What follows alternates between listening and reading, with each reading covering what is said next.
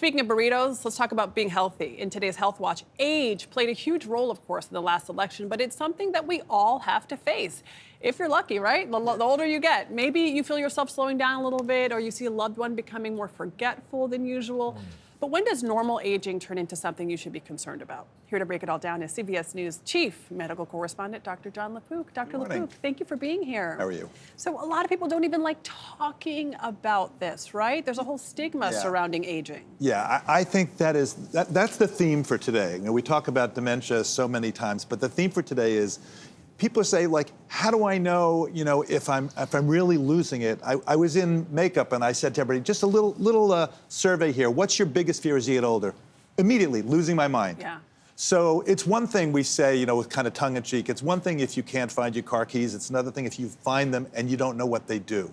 So that's the difference between sort of I forgot where something is or why I walked into a room, and like I'm not thinking well, executive function. And remember that dementia is a big category. There are lots of things that can cause dementia. It's not just Alzheimer's, although Alzheimer's is the most common.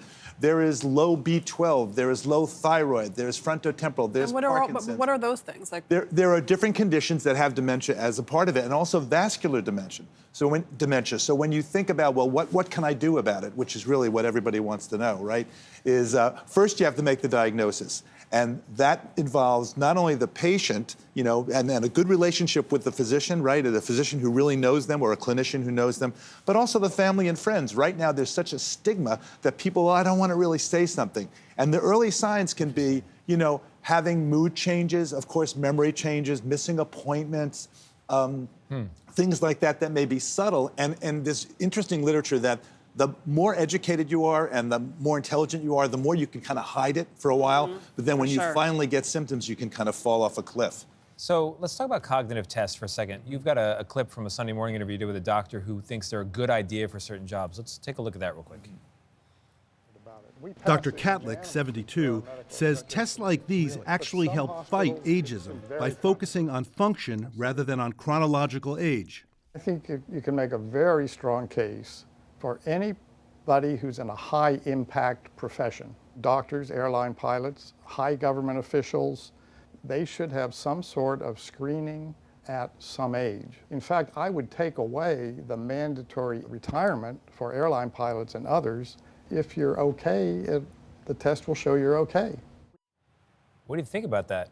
I think it's a great idea. I went down to Baltimore. That's Dr. Mark Catlick, who's a thoracic surgeon. He said, look, in my hospital, when surgeons reach 75, they have to do neurocognitive testing. And people come from all over the country. He said they come kicking and screaming, but most of them pass it. But I saw what they do. They do sort of these neurological tests and these physical tests. But Dr. Pook, in the home, what can people do if they're seeing signs and they want to approach the person in a positive way? So that involves empathy, I believe, right? And understanding that this is the most threatening thing you can say to somebody. Yeah. So they may recoil from it. I think it's a good idea to not only talk to the patient, to the whoever the person is, gently. Do you think? I'm wondering, have you noticed? But the physician needs to do that too, and the family members should not hesitate to contact the clinician. That's okay to do. That's not a HIPAA violation. It's a HIPAA violation the other way around if the doctor or clinician without permission contacts, but they can get input. And then there's stuff to do. For example, a lot of dementia is vascular. So control your blood pressure. Make sure that your lipids are right, your cholesterol is right. Yeah. Make sure if you have diabetes that it's under control. If you're obese, lose weight. That'll all help the brain? These are all things. What's good for the heart is good for the head. We don't have any time left, but one word answer. Do crosswords help? Yes. Okay, great. Crosswords are... Anything that gets your brain going. Crosswords are torture, and I will never do that. Unless it's so frustrating. You are kidding me. You must be so good at crossword puzzles. I will never do a crossword puzzle ever in my life. Dr. LaPook, are you saying they make you cross? They make me very cross. He's a witty man. The brain is working. I appreciate it, doctor.